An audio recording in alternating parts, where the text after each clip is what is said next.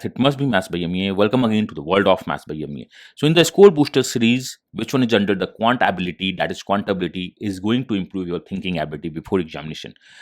Exam किसी भी level पे आए, we have to crack. So these are the questions जिसमें आपको क्या करना है, कुछ अच्छे क्वेश्चंस मैं आपको दूंगा. आपको वीडियो को करना है पॉज, उसको सोचना है और उसको सॉल्व करना है. तो ये रहा क्वांटिबिलिटी 2020 का पहला क्वेश्चन. आई होप आपने वीडियो पॉज किया होगा, क्वेश्चन सॉल्व किया होगा. नहीं किया है तो एक बार खुद से ट्राई कीजिए. क्वेश्चन सॉल्व करने का बहुत अच्छा क्वेश्चन है. तो चलिए चलते हैं इसके सॉल्यूशन की तरफ.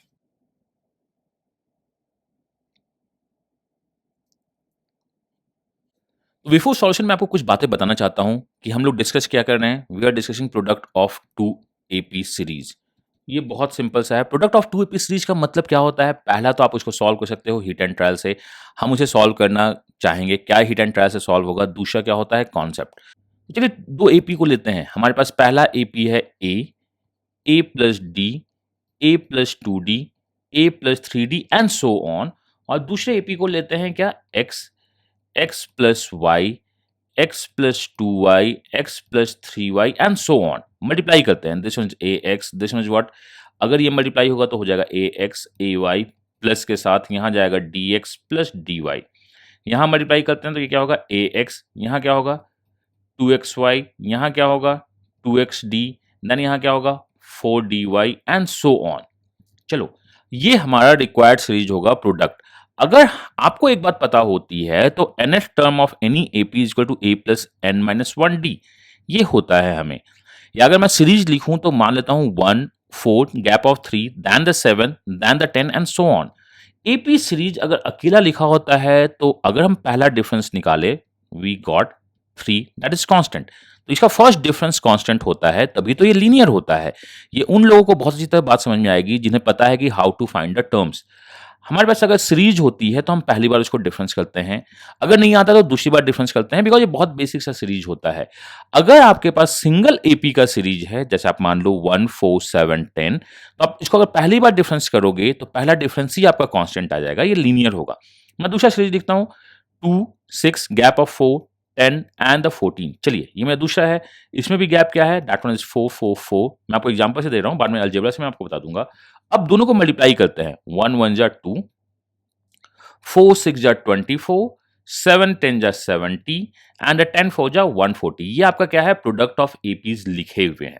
आपने अगर सिंगल हुआ तो फर्स्ट डिफरेंस हुआ लीनियर है. अगर आप दो लीनियर को मल्टीप्लाई करते हो तो क्वाड्रेटिक इक्वेशन क्रिएट होता है. What do you mean by the quadratic equation? मैं बताता हूं. यहां गैप कितना है? 22. यहां आपका गैप कितना है? 46. यहां गैप कितना है? 70. क्या कांस्टेंट है? नहीं है. अब हम डबल डिफरेंस करते हैं. This one is 24, this one is 24. Double difference constant हो गया. तो आपको पता होना चाहिए product of two APs relatively अगर आपका होता है तो इसके डबल डिफरेंस टू कांस्टेंट होता है. इसका मतलब ये होता क्या है? A N square plus B N plus C. यही कॉन्सेप्ट है. आप यहां से भी निकाल सकते हो. इसको डिफरेंशिएट करो, इसको डिफरेंशिएट करो, you will get nothing but product constant. देखो आप इसको डिफरेंशिएट करोगे मतलब डिफरेंट करो तो ये कैंसिल आउट होगा. मेरा एक्स कैंसिल आउट होगा. यहां मेरा बच जाएगा A Y plus D X plus D Y. यहां इसको करोगे तो ए एक्स कैंसिल आउट होगा आपका, बाकी कैंसिल आउट होगा. देन डिफरेंशिएट का मतलब डिफरेंट करोगे तो आपका सेकंड एपी कांस्टेंट होगा. तो आपको एक तो बात पता चल गई कि पहला एपी इज अ लीनियर, दूसरा एपी भी लीनियर होता है. Product is a quadratic equation. So second difference मेरा कांस्टेंट होगा.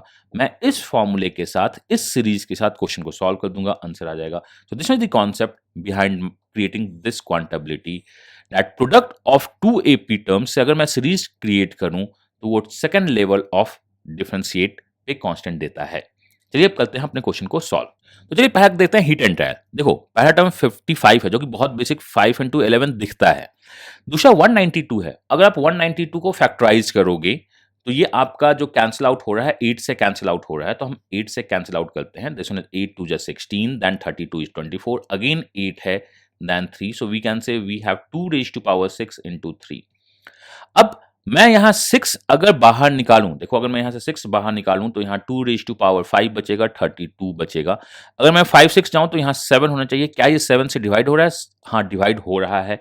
बट 11 के बाद अगर 32 आया है तो क्या ये मतलब मैं रैंडम एपी खोज रहा हूं? ये बहुत ज्यादा टफ कैलकुलेशन हो सकता है. तो इसमें इस टाइप से हम क्वेश्चंस को सॉल्व नहीं करना चाहेंगे। अगर आपको हिट एंड ट्रायल से पहली बार में मिल गया तो बहुत अच्छी बात है कि आपने एपी खोज लिया 511, देन अगला एपी भी आपको मिलेगा, अगला एपी भी मिलेगा, आंसर आएगा।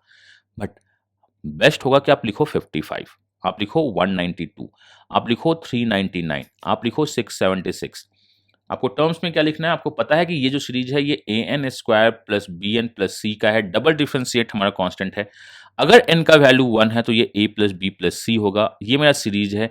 n का वैल्यू 2 है तो ये क्या होगा, that one is 4a plus 2b plus c होगा। अगर n का वैल्यू 3 है, this one is what, 9a plus 3b plus c होगा। आगे लिखने की जरूरत नहीं थी, आप इससे निकाल सकते हो बिकॉज डबल डिफरेंशिएट करते हैं।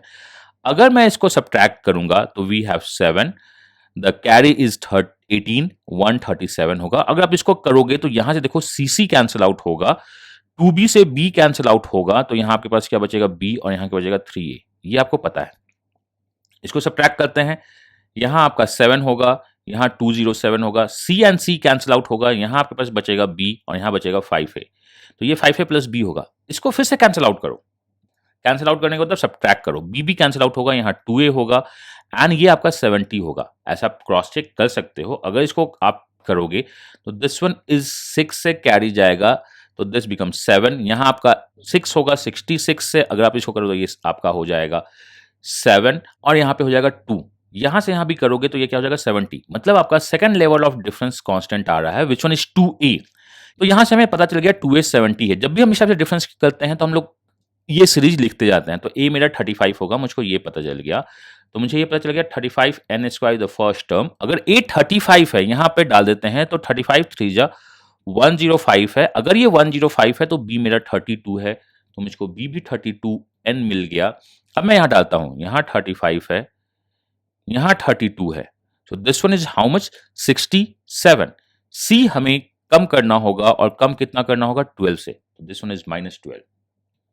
यही हमारा टर्म्स है। हमने सीरीज निकाल दी। आपसे जो पूछा गया था, आप जो भी पूछना है, this one is the product series. ये आपका tn इंटू tn है। n को 10 पुट करते हैं तो यहाँ 3500 हो जाएगा, यहाँ 320 हो जाएगा, और यहाँ क्या हो जाएगा, -12। तो पहले तो इसको ऐड करते हैं और -12 को बाद में करते हैं, तो यहाँ हो जाएगा 20, यहाँ हो जाएगा 8, यहाँ हो जाएगा 3, -12 अगर आप करोगे तो ये हो जाएगा 3808, और यही हमारा आंसर होगा। तो you can solve any question on this basis. आपके पास जब भी प्रोडक्ट होगा तो आप डिफरेंस निकालना स्टार्ट करना, first level difference, second level difference, और अगर इसको लिख लो तो बहुत अच्छी बात होगी। या आप यहां से भी क्वेश्चंस को सॉल्व कर सकते हो। You will get the general term of the tn into tn। अब जो भी आपसे पूछे आप सॉल्व करके निकाल दो। अब रही बात कि सर हम कैसे फाइंड करेंगे कि सीरीज कौन कौन सी है। सीरीज कौन कौन सी है ये भी आप बहुत इजीली फाइंड कर सकते हो विद द हेल्प ऑफ जो मैंने आपको बताया था सीरीज लिख के, कि आखिर इन दोनों का जो डिफरेंस आ रहा है ये 35 क्या है। 35 is actually d1 into d2 है। आपको ये पता होना चाहिए। d1 इंटू d2 का मतलब द सेकंड लेवल डिफरेंस जो कांस्टेंट आता है, दैट इज 2a। जो आपका a होता है, दिस a जिन लोगों को पता है, जिसको मैंने AP पढ़ाई है, उन्हें पता होगा this one is the product of common difference, because n के साथ डिफरेंस होता है, n स्क्वायर के साथ प्रोडक्ट ऑफ कॉमन डिफरेंस होता है। आपसे ये भी क्वेश्चन पूछ सकता है, what is the product of common difference, which one is 35। आपको ये पता होना चाहिए। तो आई होप आपने बहुत कुछ सीखा होगा। सारे क्वेश्चंस को रिवाइज करते रहिए, नोट्स बनाते रहिए।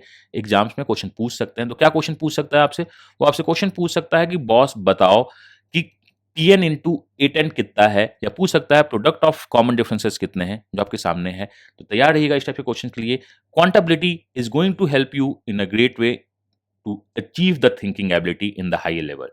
अब मैं आपसे एक लास्ट बात बोलना चाहता हूं, to solve more such questions आप प्लीज फेसबुक या टेलीग्राम को ज्वाइन कर लो, if you are for the CAT, या सारे लिंक डिस्क्रिप्शन में दिए हुए हैं, वहां पे जाइए, देखिए, पढ़िए, सीखिए और अपना बेस्ट दीजिए। तो मिलते हैं अगले वीडियो में बहुत जल्द। God bless you, happy learning and bye bye.